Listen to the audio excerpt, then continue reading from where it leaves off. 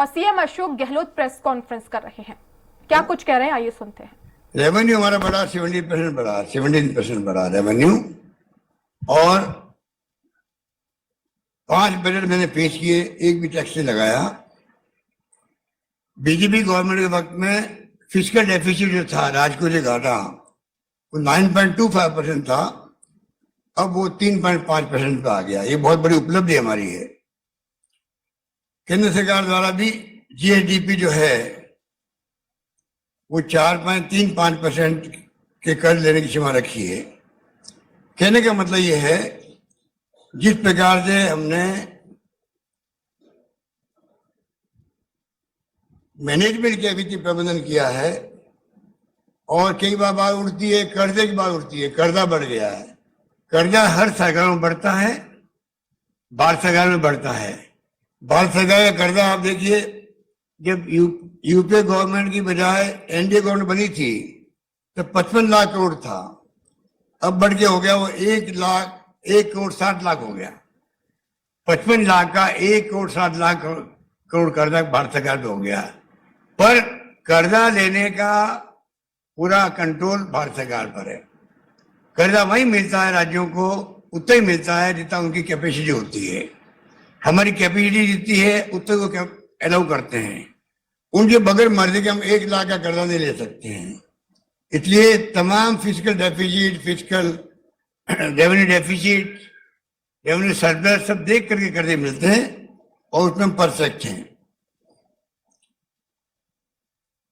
राजस्थान कई पैमाने पे तो नंबर 1 राज्य हैं, पर मैं ये बातें मैं कभी और आपसे करूंगा। पर क्योंकि स्थिति ऐसी बन गई है, इतने घबरा गए हैं कि हमने जो परफॉर्मेंस की है उसके माध्यम से हम लोग पैरामीटर से ऊपर आ गए। अब ये बीजेपी वालों के पास कहने कुछ है नहीं, तो जो रटी रटी बातें हैं इनकी है। हर राज्य में विपक्ष बोलता है, हर राज्य में विपक्ष बोलता है करप्शन बहुत बढ़ गया है, महिलाओं पर अत्याचार हो रहे हैं, कानून व्यवस्था अच्छी नहीं है। रटे रटे बातें बोलने का एक प्रकार से उन्होंने, आप कहना चाहिए, धावा बोला है राजस्थान सरकार पर, क्योंकि कहने कुछ है नहीं। प्रधानमंत्री पर कहने कुछ नहीं है। यहाँ के नेताओं को जवाब देना पड़ता अमित शाह को और प्रधानमंत्री जी को, तुमने इश्यू क्या बनाया है? इश्यू जब नहीं बने कोई भी, तो वही बातें जो रेडी बातें हैं विपक्ष की, वो बातें बार बार बोल रहे हैं। उसका असर जो है जनता में कोई नहीं पड़ रहा है। कितने झूठ बोल लो भले, आंकड़े एनसीआरबी के बताते हैं, वो झूठ बताते हैं। एनसीआरबी आंकड़े हमारे पास में है, हम बता सकते हैं उनको, किसी को भी, कि एनसीआरबी आंकड़े बताएंगे कि किस राज्य में क्या स्थिति है। वो बुरा भरा के बात कर रहे हैं, पर ओवरऑल जो है राजस्थान में स्थिति अच्छी है। हमने नवाचार किया, जो पुलिस के अंदर कंपल्सरी एफआईआर करी, उसका इम्पैक्ट पूरे देश के अंदर है। मैं पूछना चाहूंगा मोदी जी से और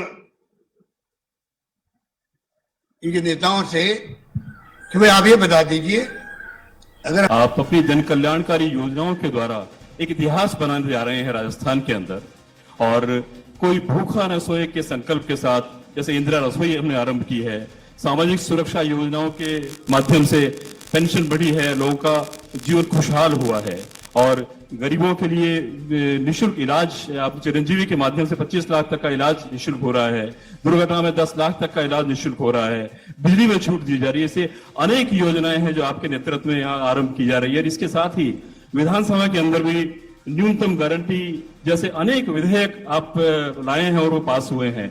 तो इस संबंध में मैं चाहूंगा कि यहाँ हमारे बीच प्रदेश भर के पत्रकार इकट्ठे हुए हैं, और दिल्ली से पत्रकार इकट्ठे हैं, कई पत्रकार ऑनलाइन इस कॉन्फ्रेंस से जुड़े हुए हैं। तो मैं सबसे पहले फर्स्ट इंडिया से नरेश शर्मा से आग्रह करूंगा, अपना प्रश्न पूछिए।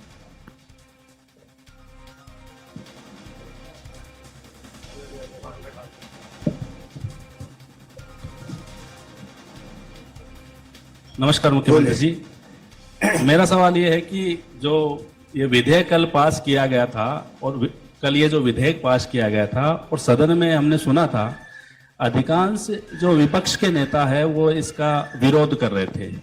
तो क्या वो चाहते हैं कि ये जो न्याय है, जो गारंटी है, ना मिले, या फिर वो आपकी योजनाओं से घबराए हुए हैं? दूसरा मेरा सवाल, क्या जो युवाओं को बेरोजगारी भत्ता मिलता है भविष्य में, उसको भी इस के तहत लेके आएंगे आप? देखिए, आपने अच्छा क्वेश्चन किया है।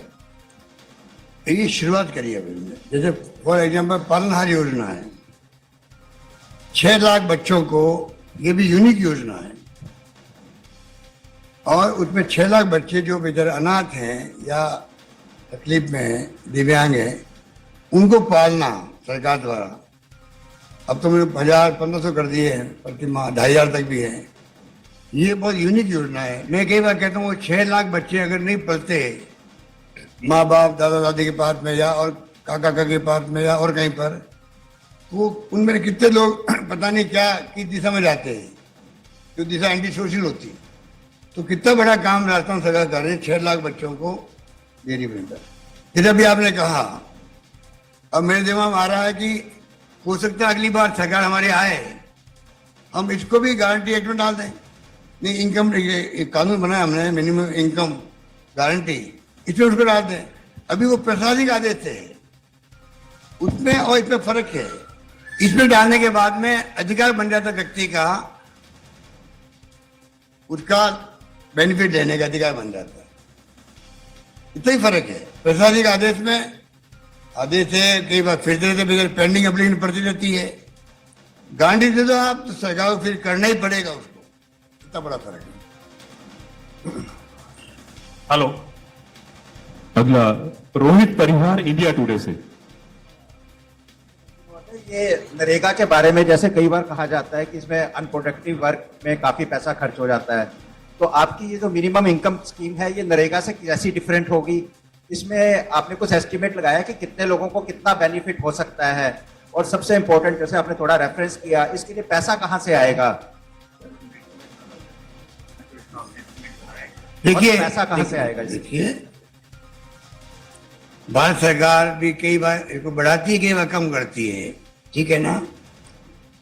कोविड के अंदर कुछ बढ़ाया मजबूरी के अंदर, और जब गारंटी सरकार ने दी है, गारंटी, तो गारंटी का मतलब है आपको फिर उनको मजदूर लगाना भी है और पेमेंट भी करना है।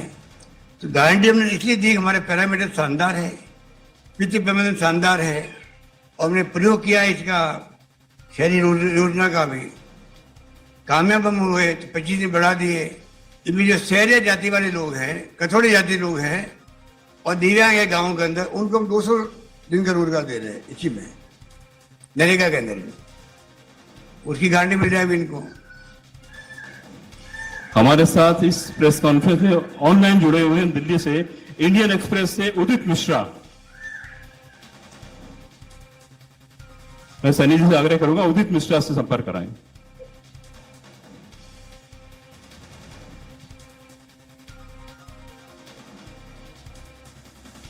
नमस्कार गहलोत जी, मेरा